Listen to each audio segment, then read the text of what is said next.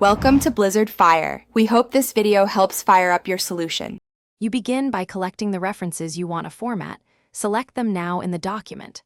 Once done, make sure they're typed as separate lines, because line-based formatting is how hanging indent works. Next, adjust font and size to match the rest of the paper so spacing won't shift later. Finally, with the references highlighted, move immediately to the Format menu. This saves time and keeps the text selection active for the next steps.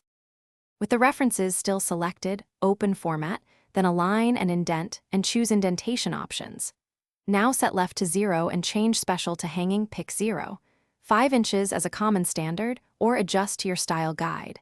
Click Apply. You'll immediately see the second and subsequent lines shift inward. Make sure each wrapped line aligns visually, because that confirms the indent was applied correctly. If some lines didn't move, reselect and now finalize by checking spacing and consistency.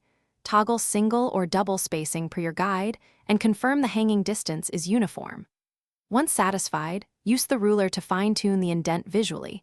Drag the left indent marker slightly if needed and make sure the first line marker remains at 0.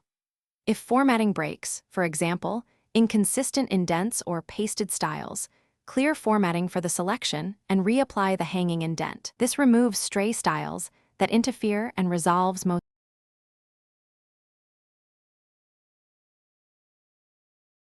Thanks for watching. If you found this helpful, don't forget to like and subscribe.